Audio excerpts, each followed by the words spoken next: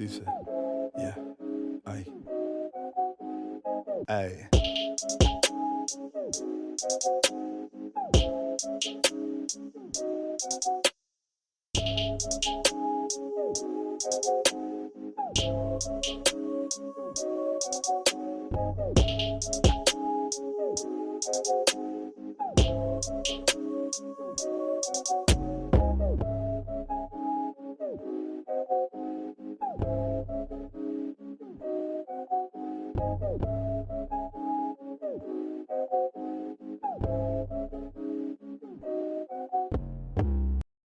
What if helping someone with addiction didn't just start with, just stop, but with, I see you? Let's start where you are.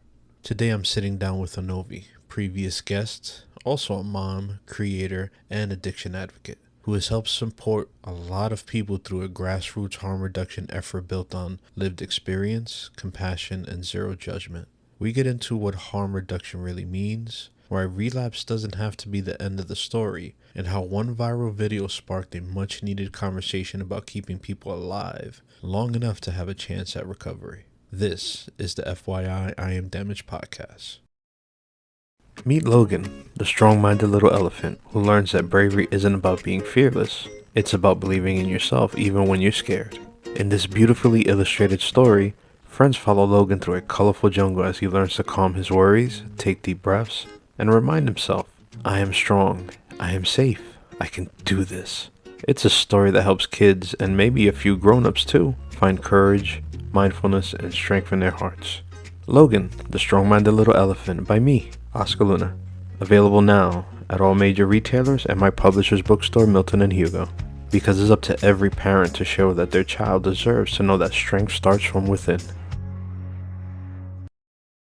Thank you for joining me on another episode of FYI I'm Damaged. I'm joined by a previous guest who was on my addiction and recovery episode, and great story on how we met. So I would love for you guys to check that out. Introducing once again Ennovy. Thank you for joining me again. Thank you for having me again. I really, really appreciate it. I took time to listen to the old episode. It was a goodie. It was a goodie. And I was wondering, like, after that was done, what was the whole experience after it? Has anybody reached out to you from that episode, or and how has it changed your perspective? I remember that, you know, you started your own podcast, and which the for me the first episode was amazing. I don't know if you remember the message I sent you, but it's like, I would love to touch on to see if you're still doing that and everything. But we're coming together for one, a great follow-up, and also you wanted to touch on something that was near and dear to your heart. um so it's great to have you back. I want to start with something that can get complicated fast. What does harm reduction mean to you personally? Harm reduction. Oof. That is a good question. A lot of people. That's the biggest approach I take with how I deal with my people in active addiction. Harm reduction is meeting someone where they're at. There's a lot of levels to harm reduction. It can be something as simple as I was drinking. I have to gear it. I'm so much on social media that I always say rug use instead of drug use. I forget we're on a podcast that I could just be more candid about things. But harm reduction is meeting someone where they're at. So, for example, if today I'm using 5 bags of Coke, which is extreme, please don't do that. Just to every I'm just being extreme. I'm being exaggerated. But let's say we're using 5 bags of Coke today, right? And you come to me and you're like, Novi, I'm using 5 bags of Coke. Um, I'm gonna use 4 bags and 75% of that fifth bag, right? So we have a 25% decrease of what I usually use. I'm gonna celebrate that and I'm gonna act like you stopped using. Like that is huge to me. That's a big deal. So that's the nutshell of what harm reduction is. Harm reduction is meeting someone where they're at, but it's such a large scope of things. It's something as simple as clean needle exchange. It's something as simple as listening to someone when they are actively in use, which is something I do often. So I will sit with users while they are using and just listen. Just listen. talk and kind of just be safe. It's simple as naloxone, Narcan, buprenorphine. So these different approaches that we take to just meet someone where they're at. It doesn't necessarily have to be a change today. It could just be implanting that change for the future. So it's large and it's huge.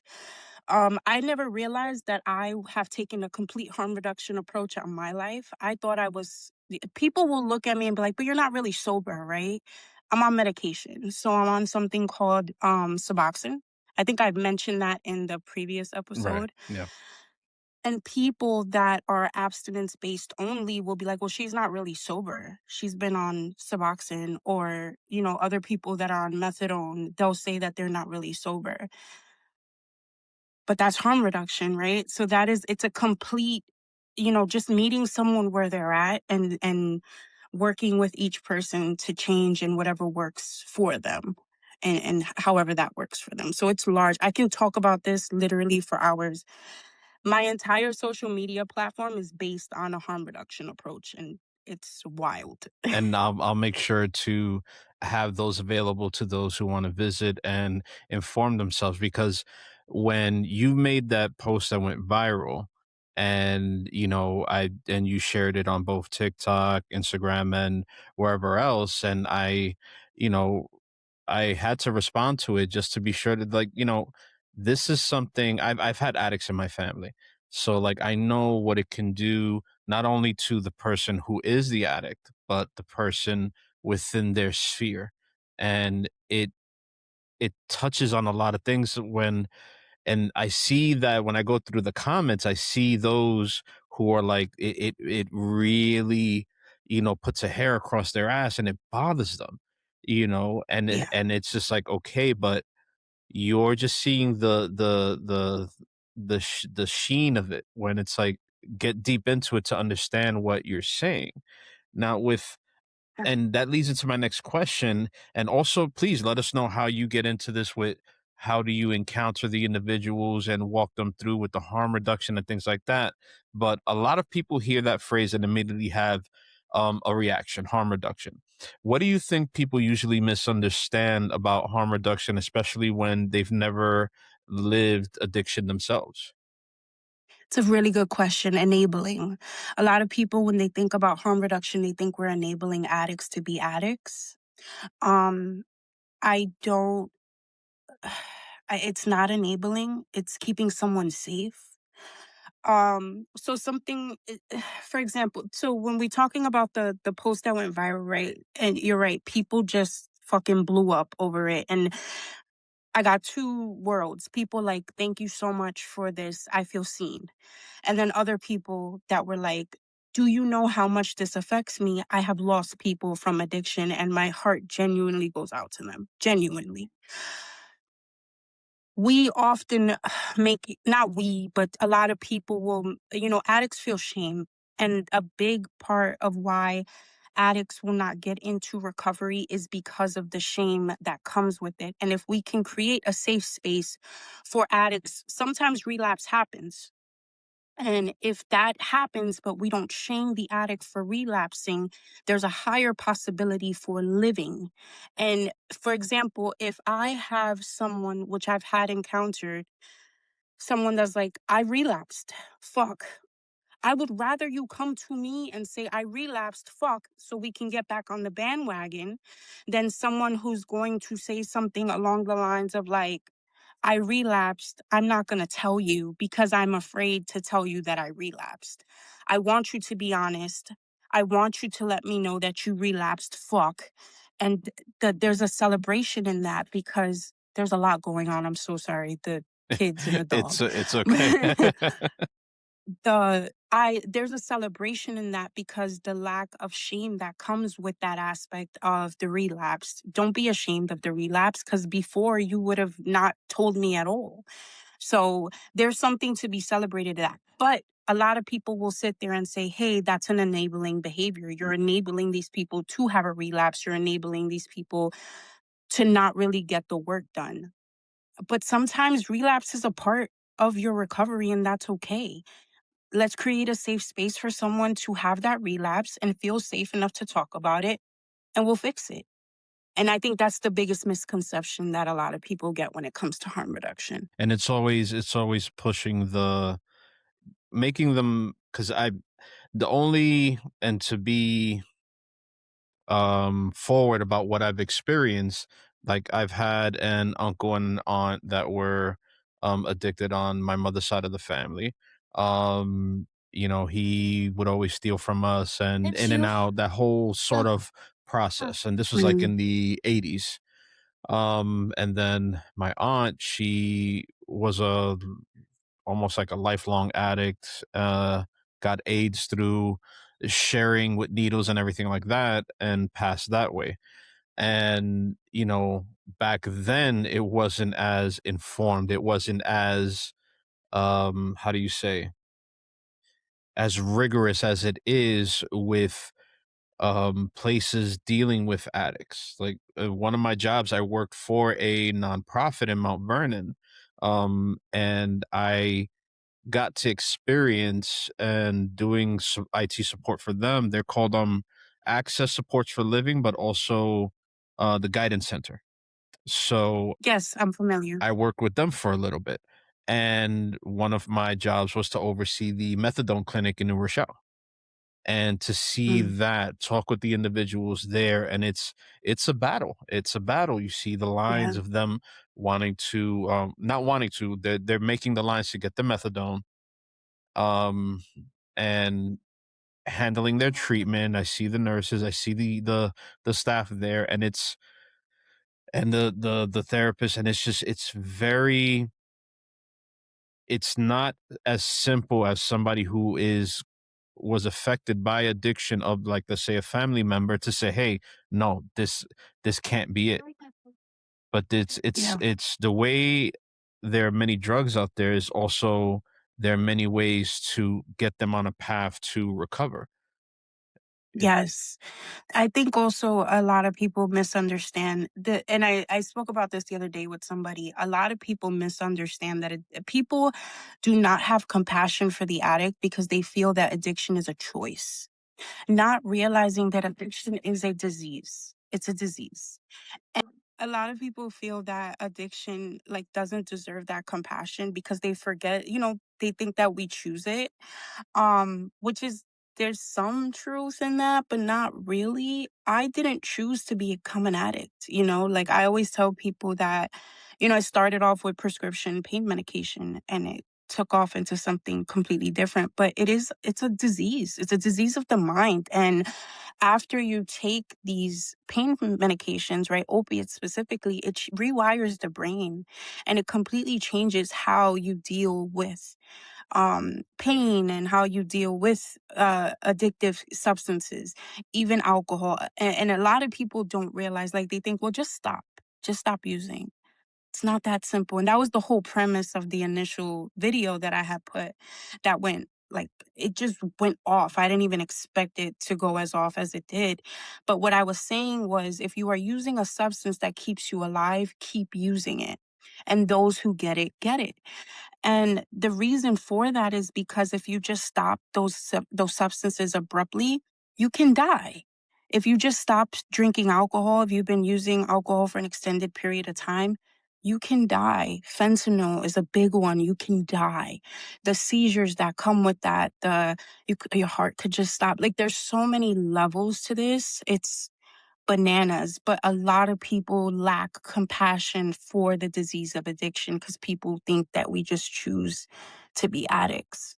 Right. And now, interesting question, and because you mentioned about shame on the addict side, and with you dealing with individuals responding to your viewpoint without fleshing out why is she saying this.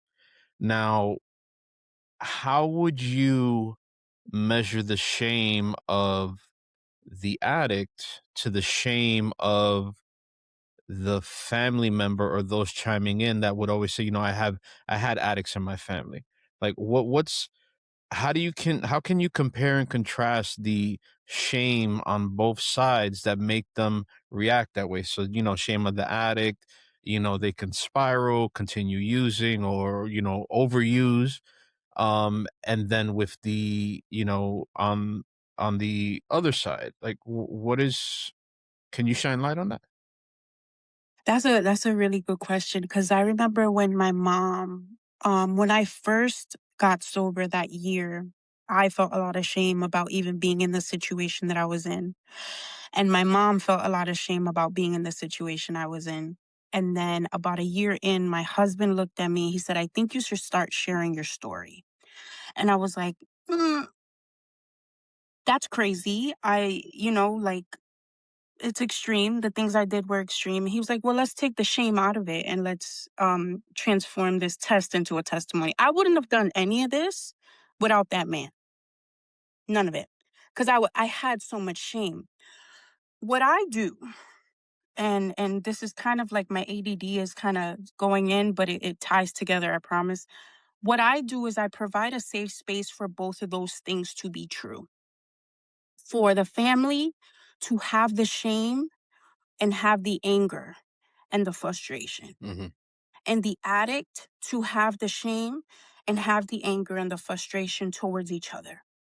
Those things can be true and those things can be valid within their own right, and each person can be acknowledged and seen as the individual and have focus and light on them.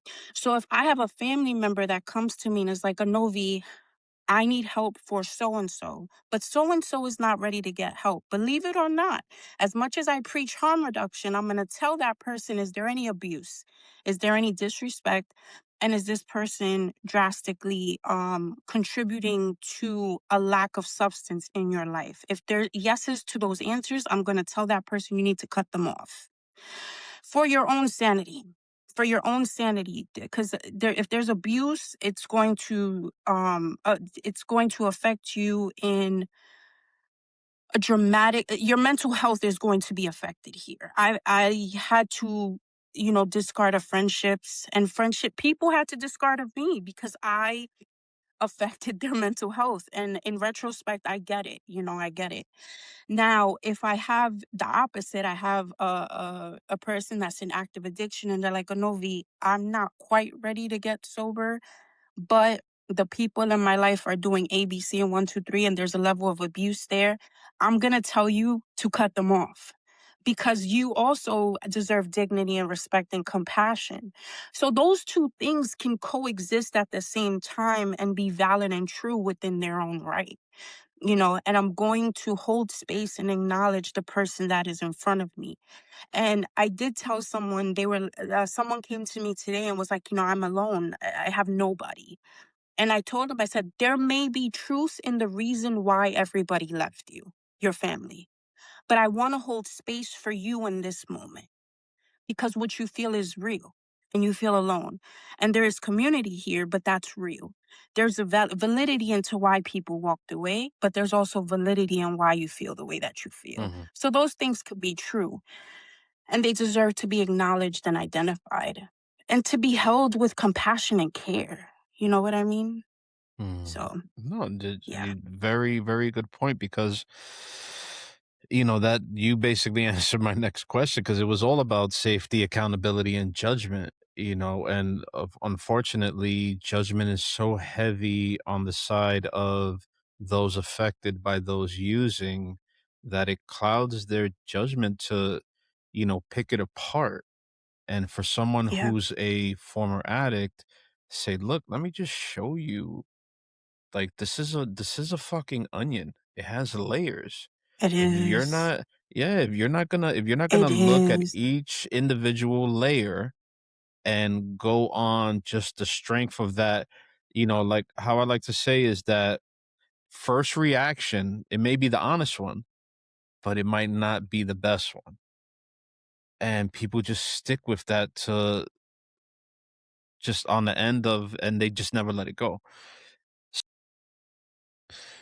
What does recovery look like for you and those you help beyond just not using?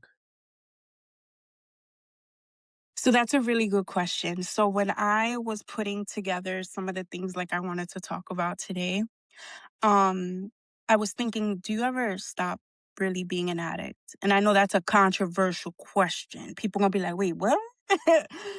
Do we ever stop really being an addict? I think in the first interview that we did, I had discussed how I lost a lot of weight. And, I was addicted to food at one point, and then it kind of transferred over to substances, right? And then now I pour into people, right? I get a lot of validation from pouring into people. So a lot of like outward focusing on others, a lot of validating other people, a lot of helping other people. So I don't know if that totally answers the question, but for me, it's keeping myself really busy, working on anything that can help somebody else. I get so much validation from that. And then also preparing myself for the conversations and some of the conversation that I've already had with my son, and having a mother who's in a social, like I'm out there about this addiction, and having to have him be prepared for having to answer some of those really hard questions, and him possibly be bullied one day because of some of the things that I've done in my past. Like all of that is a lot. And, like we've had like he knows what I do. He knows how I go about it. He gets it. But I don't think he understands how deep it could be. And luckily, he's never really been bullied over it. There have been small instances of people that were like, oh, I saw your mom on TikTok, or I saw your mom on Instagram, or a parent may say something, but it's just preparation for that. So for me, it's just outward, like a lot of outward, and pouring into other people. I want to create a space where nobody ever feels unseen or unnoticed. Yeah. And doing that, what groups or organizations, what have you started yourself to be able to carve this new path for yourself so that everyone knows what you're doing, and how can they help you on your mission to be like, this is something that we need to be aware of. This is something that off the face of it may sting, but you have to understand it, and correct me if I'm wrong, from the addict's point of view, because they're the ones, and yeah, I mean, correct me if I'm wrong, they're the ones leading the fight for themselves, and you're To a empowering degree. them. Yes, and you're empowering them. Yeah, to a degree. So I believe it or not, I often tell people that I like to focus on the family more. If I have the addict in front of me, I have the addict in front of me, and if I can make a change, I can make a change. But the people that are, this again, this is a weird one because it holds true for when the moment stands. I find that the family suffers more than the addict suffers. The addict, right, is escaping in that moment. So they're not dealing with the reality. Afterwards, when the addict goes into recovery and sobriety, then there's a lot of suffering. There's a lot of realization. There's a lot of coming to. There's a lot of, oh shit. But in the moment, I find that the family is the one that's suffering more than the addict is suffering. I just hit 11 years sober, and I am still making up for shit that I did 11 years ago. Mm. Still there's people that will not speak to me, and rightfully so, because I was an asshole. I was an asshole, so rightfully so. But in those moments, it's so important that, I try to hold the utmost space for the person that is either in active recovery in that moment, or the family that is struggling with the addict, because the addict that's in active addiction is not there. They're not there. They're escaping whatever reality that they're in.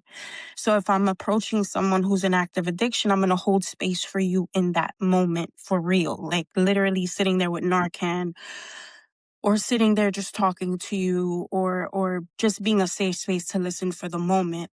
but everybody else is where I focus a lot more time because I need you to be prepared for what comes after. That's not an easy place to be.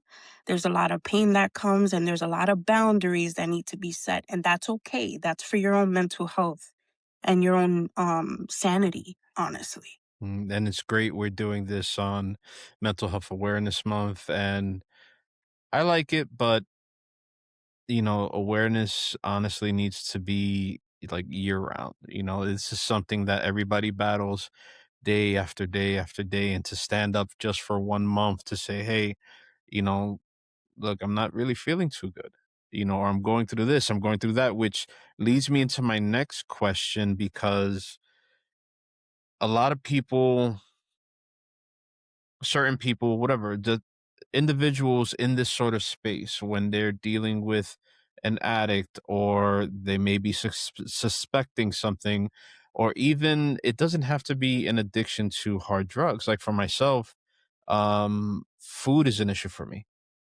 food addiction, and mine is most likely, and I'm working that out with my therapist, is rooted in my past traumas, which I've gone, ad nauseum in my other episodes about, being honest about that. And with addictions, a lot of times being rooted in trauma, you know,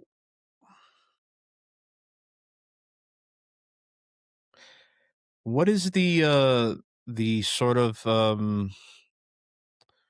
the trauma to addiction sort of, to me they seem like they go hand in hand. What is your perspective and your experience dealing with that on a personal level and assisting those through their addiction that may have been caused through trauma? It could have been caused to curiosity or some other things, but what are your views on it?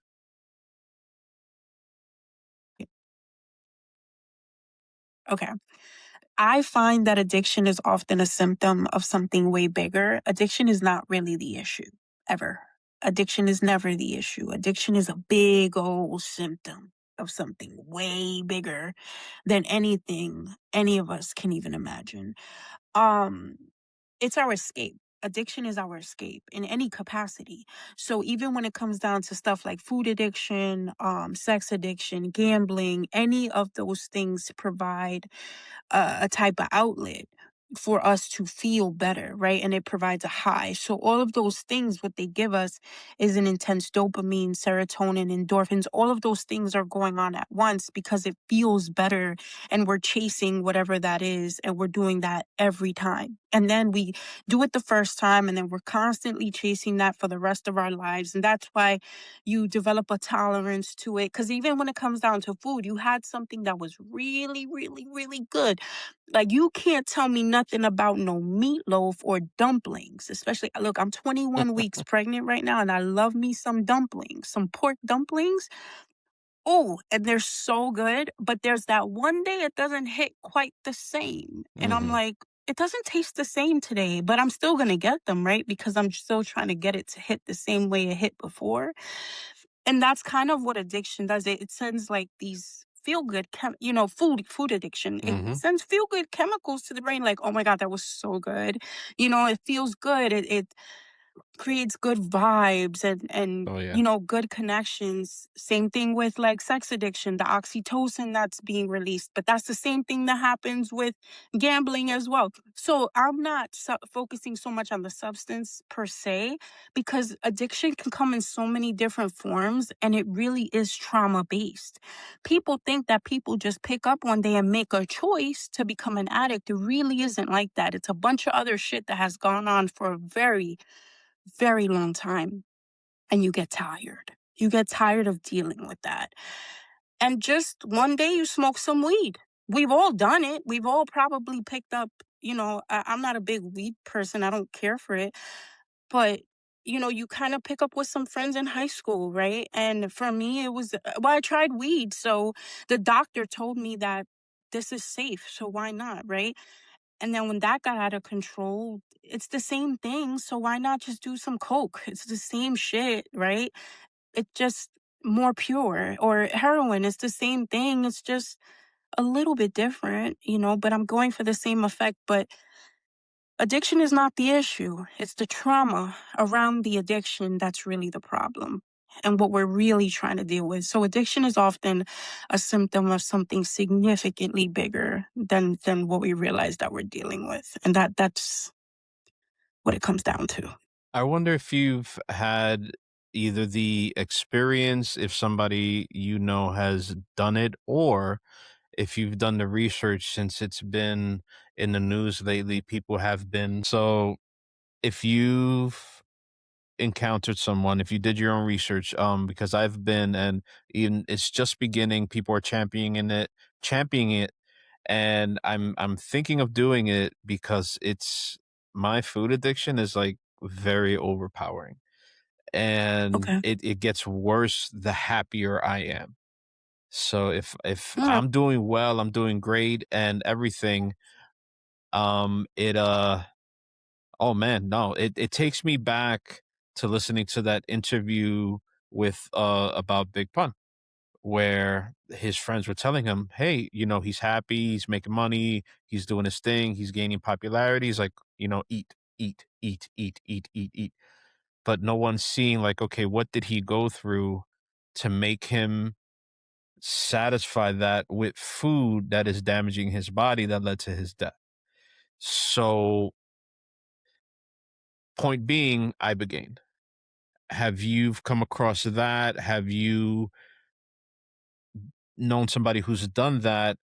And has it made a difference? And what are your thoughts? And where do you stand so far with what you know or have experienced with it, either firsthand or through someone else?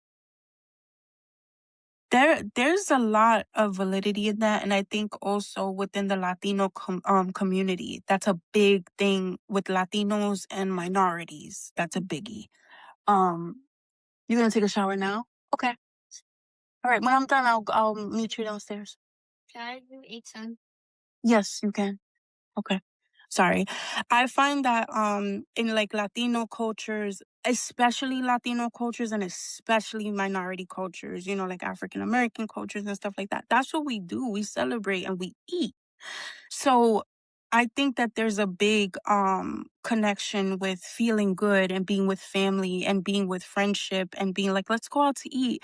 Even like let's go grab drinks and let's go eat food, like you go to happy hour after work with some friends. The food is cheaper, the drinks are cheaper. Like there's something to say about all of like that connection that you have over food and friendship and like the happiness that comes. Again, food definitely releases oxytocin and releases endorphins and serotonin and all those feel good chemicals, but there's definitely a connection there. And I think that it's more prominent within like our culture, like being a Latino or being in like African American cultures. Like for Christmas, what do? We have people come over to eat. It's Easter, birthdays, holidays. Like I just feel like it's really part of our culture. Like it's ingrained in it, and it's such a celebratory moment for us. And it's something that makes us feel good, is to be around family and to eat. So I could see why that would be a thing for us. Hmm. You know what I No, mean? absolutely. And it's just the Yeah. the comfort of bad food. Like I would tell my kids, I said, when we're driving around and we're in a, we go back to the hood, I go to pick up my mom or things like that. I said, Mm-hmm. understand something. We live around the Whole Foods, we go to Trader Joe's, Mm. and where we up here in Westchester and we're doing all of that. I said, understand that even though it does feel good, these type of foods that you would eat here, you stay with grandma, you should go out, this and that. And it reminds me back in the day, all the Chinese food, fast food, that I had a friend in high school. He was like, that's not what we eat. And I'm like, "For real?" He's like, "No, this was created for y'all. We don't eat this. We don't eat this in Oh we shit. don't eat this in China. We don't eat this in Japan. We don't eat this in these Asian countries." Because I went to Mary Bertram High School, and at the time in the mid '90s, it was very, and I'm glad I got in there because it was very eclectic. And a lot of kids from everyone, a lot of people wanted to go to that school. And I got in there, by the skin of my teeth. And it opened my eyes, and I made a very good friend, and he's like, "Dude," he's like, "We don't eat this shit. This is shit. This isn't food that Wow. you don't go to China and, order General Tso chicken. Like, we don't have that." Yeah. So, or, pork fried rice and chicken wings, when you bathe it in hot sauce and ketchup. He's like, we Mhm. don't do that. Having those iced teas with the artificial sweeteners, and you think you eat health, like, no. Yeah, and Yeah. that opened my eyes, and I'm like, shit. And I would tell my kids, I said, understand, you want to see bad food? You go to an area like this and see the restaurants that they open here, Yep. and especially the fast food ones, and it's all about getting you hooked. And I tell them it's a different sort of addiction, a very different Yeah. one. And then you're chasing that with medicines, and medicines that don't even help you. That's why I'm glad this, even though it's like a couple of $1,000, they do some in states. There's, places in Mexico, and I'm like, I'm really leaning towards like doing something like that when I have the ability to. And, yeah, Yeah. it's just like to do something in one or two settings and totally snap your addiction. I'm like, it seems too good to be true, but honestly, it looks like it does it. Yeah. If I listen, if I could, I will. I would. Yeah, I totally there's would. a place I was looking at when I was actually doing the research. It's like some of them are like the minimum like 5 Gs, and I'm like, I can't wait. I can't wait till this stuff becomes. But it's an experience. You go in there, they guide you through. You got to sleep through it. They have their therapist. You're monitored. So I'm like, yeah, I can see why it costs that. Okay. But have you ever, like, going back to my question is, have you ever known somebody who's done it? Have you done your research on it to see, and or what has been your experience about ibogaine? I know I'm gonna be very honest with you. I've heard of it, and that's as far as it goes. I know nothing about it. To my understanding, I thought it was more of a spiritual, like a mental health and spiritual experience. But that's literally all I know about it. That's it. I don't know much about it, but it sounds interesting. Yeah, for some reason it seems like it rewires their neurological pathways. So, it basically it heals the brain in a sense. That's the simplest way I can Okay. put it. So I'll send you some stuff regarding, and then some other podcasts that I listen to, that it's really something that it may make a difference if they continue on with it. And I hope they do. For addicts' sake. Yeah. Yeah, on all levels, whether it's food, drugs, prescription, and God knows what else. Gambling. You know, Yeah. yeah. Yeah. For sure. Now, dealing with everything that you've done, and I implore people to revisit the first episode that you did with me. And, how has becoming a mother, because I know you touched on in the first episode, you were trying to get pregnant and you did, and it was an amazing, heartfelt story. And then, like you said, and Yeah. congratulations again, because you told me before that you're having Thank you. a second one on the way. Mhm. How has being a mother changed the way you see healing? Being a mother is, oh my god, I may cry, sorry, but, I have never in my life loved another human being more than that little boy and the child that I have within me at this moment. It doesn't matter how hard a day may get. It doesn't matter how difficult life may be, because life is tough right now. My mom is sick. Life happens. They give me every reason to not want to give up. You know, I had a lot of difficulty, or I was told I was going to have a lot of difficulty with conception, and I ended up getting pregnant. Excuse me. And my husband and I had experienced about 4 or 5 miscarriages. And that was really hard. A lot of that was due to my drug use. Then when I was, I was sober, but it was kind of getting your body back on track to be healthy enough to carry a child. Then I had my son, and he is now he's 9. He's so big. He's crazy and vibrant and just, you know, a ball of like, he's so kind. He's, like all kids, they're assholes, but like he is just such a beautiful human being. And he helps me see the world in such a different light. I can go on and on about what he does for me. He saved me. He saves me every single day. And then, I didn't think I would ever have any other children after him. And this was a complete and utter surprise. We actually talked about it. We were not planning. We were like, oh, we're older. Like, I'm 39, and we were like, we're not going to have any more kids. Like, we're kind of good, with everything going on in the world. And then it just happened. And I'm so in love with this child already, and it's just, I prepare myself for what's to come. Because again, I know that the platform itself is going to take off at some point. Like, I truly believe in what the brands can do and how many people it can help. So I prepare myself for what I will need to explain to them.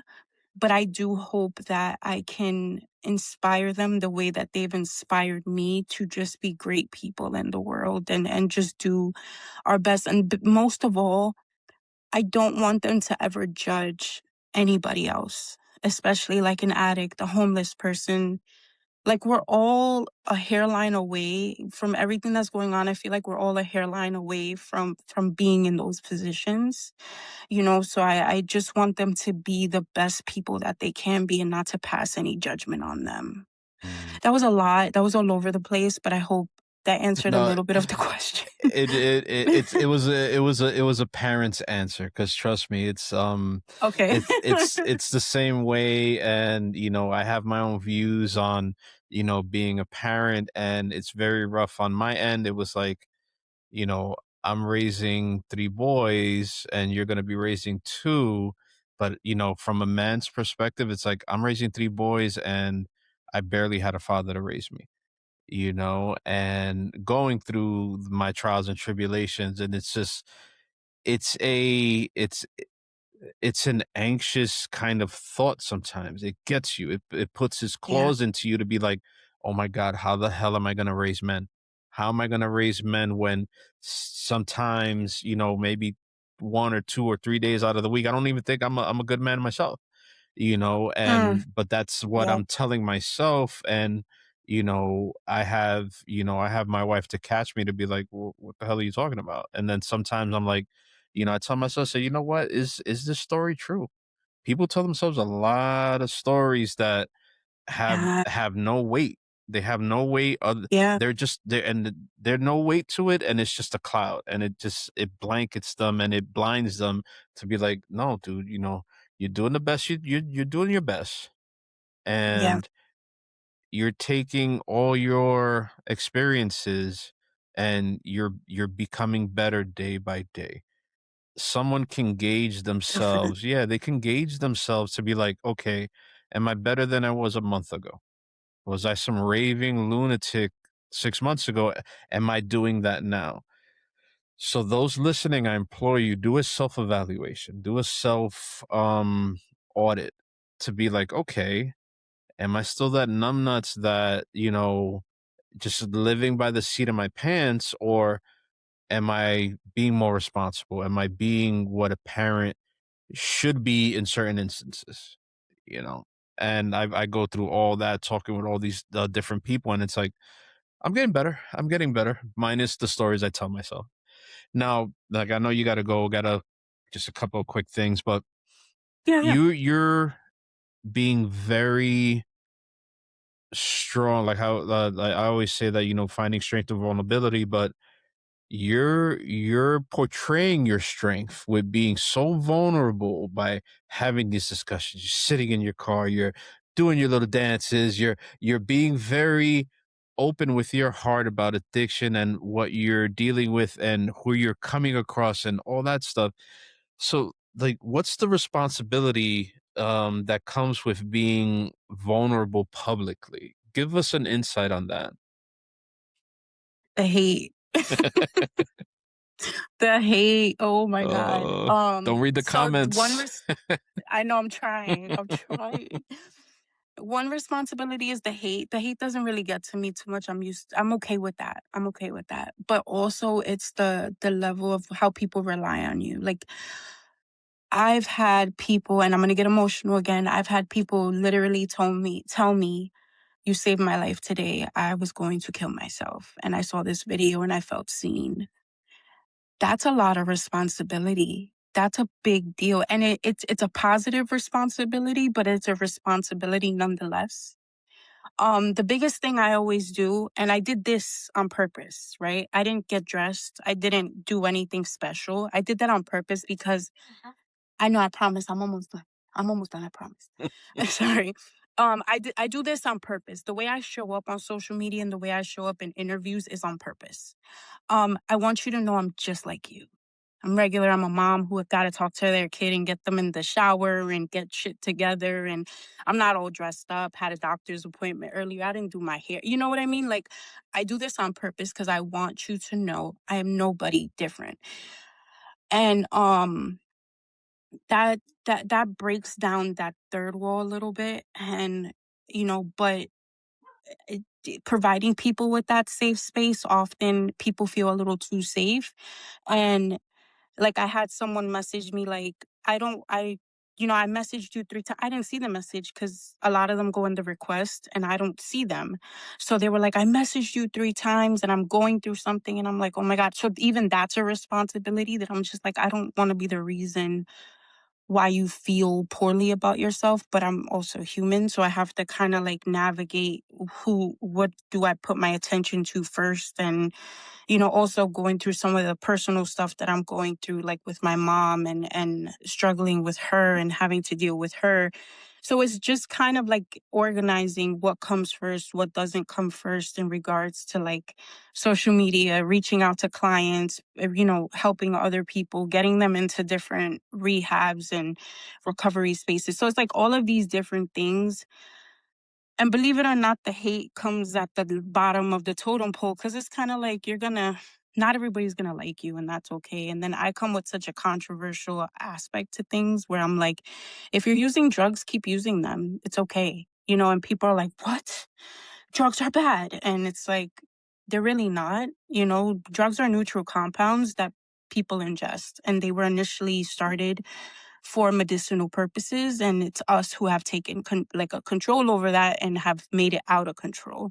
But it's when we overuse and abuse substances that it makes the problem come. So and having that perspective, you're going to get hate with that. But there's a level of responsibility that comes with helping people, and you can't help everybody as much as you want to, and that's hard, because if I could, I promise you I would. That was a Mm. lot too. There's the ADD brain, but I hope I answered the question. Spectacularly, and I think the ADD probably it helped you answer it. So, I go um, around.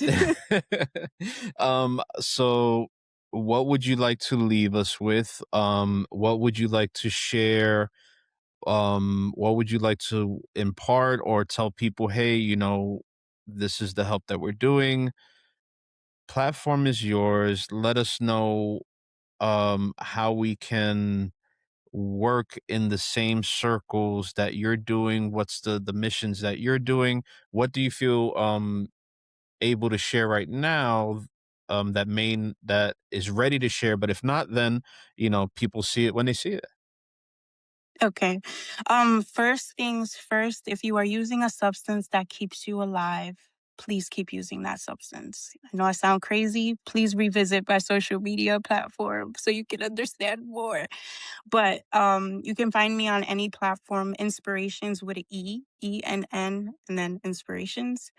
Um, Again, I say that because I want to keep people alive, and sometimes stopping the substance could be deadlier than using. Harm reduction is so near and dear to my heart. Like, it's how I do everything now moving forward. Also providing safe spaces for people, whatever that is, like just feel and whatever it is you need to feel.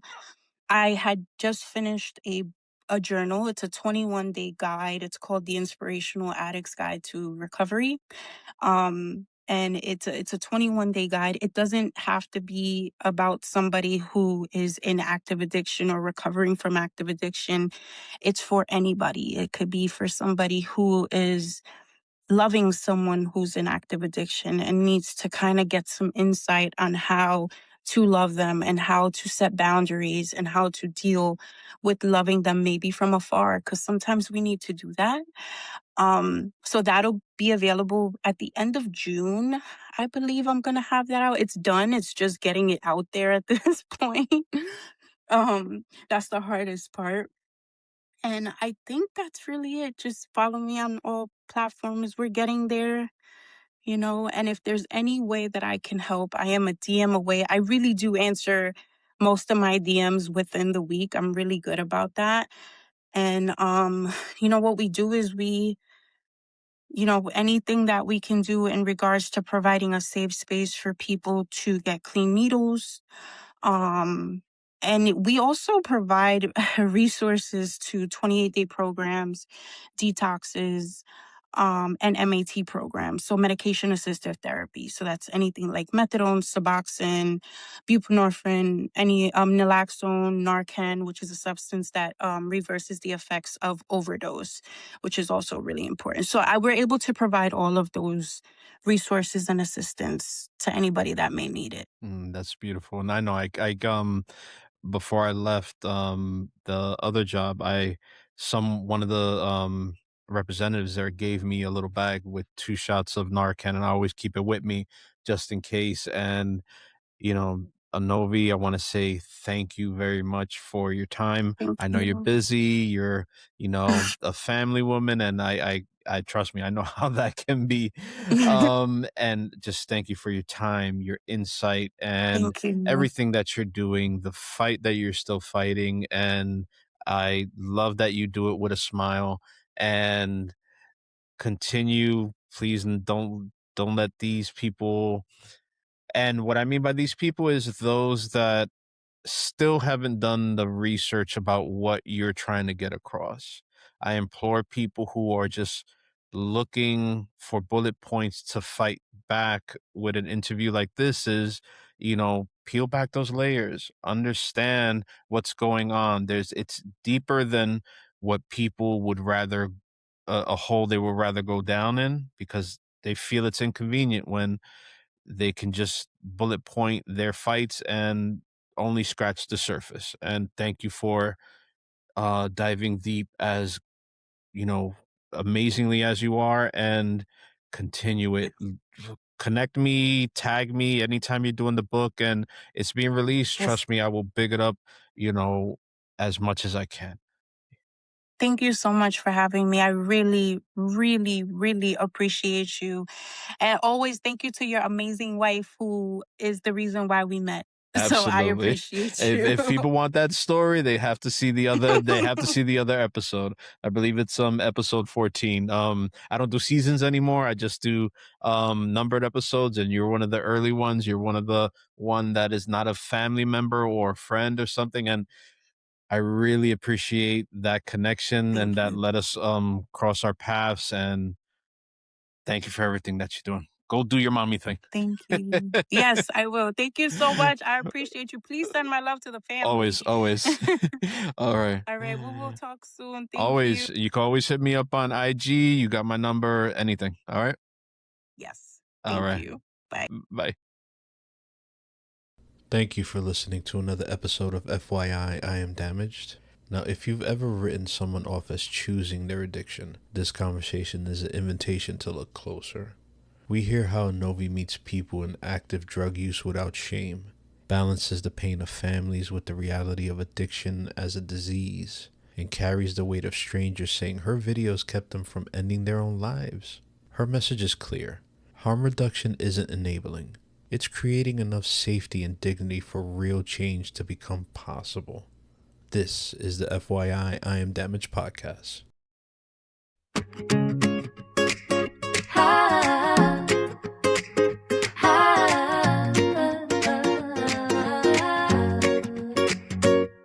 In a bright green jungle where the tall trees sway, lived a little elephant who felt big feelings. Every day Logan loved to splash and play by the riverside, but sometimes wobbly legs made him wanna run and hide. Tummy doing flips like a stormy shaking drum. A tiny voice inside him whispered, what if I can't have fun? Then Brandon, the wise monkey, smiled from the tree, said, little friend, take a breath, come and sit with me. Feel your feet on the ground, feel your hand on your heart. We're breathing together, that's how courage starts. I am strong, I am safe, I can do this. Breathe it in slow, let it out with a wish. When my mind feels wiggly like a monkey in the trees, I calm my heart down with my breath and my knees. I am strong, I am safe, I can do this. Step by step forward through this, scared and know what if. Even when my tummy feels funny and tight, I can still be brave, I can still shine bright. Next day in the jungle they played a game of tag. Logan felt the nervous pull, his body started to drag, but he remembered Brandon and the tools he had inside. Took a deep gentle breath instead of running off to hide. Breathe in the sunshine, breathe out all the fear. Stomped his big elephant feet and felt his courage appear. With the wiggle of his trunk and a laugh so free, he whispered to himself, there's a lion heart in me. His friends saw him smiling as he joined in the game. They asked, Logan, what's your secret? You don't look the same. He said, when my thoughts get loud, I don't have to stay small. I breathe and move my body and I stand up tall. I am strong, I am safe, I can do this. Breathe it in slow, let it out with a wish. When my mind be wiggly like a monkey in the trees, I calm my heart down with my breath and my knees. I am strong, I am safe, I can do this. Step by step forward through the scared and oh what if. Even when my tummy feels funny and tight, I can still be brave, I can still shine bright. Little heart listening, this song is for you. It's okay to feel scared, that feeling's true. But just like Logan in the jungle so wide, you've got quiet, steady strength living inside. So breathe in slowly, feel your feet on the floor. Let your shoulders soften, you don't need to.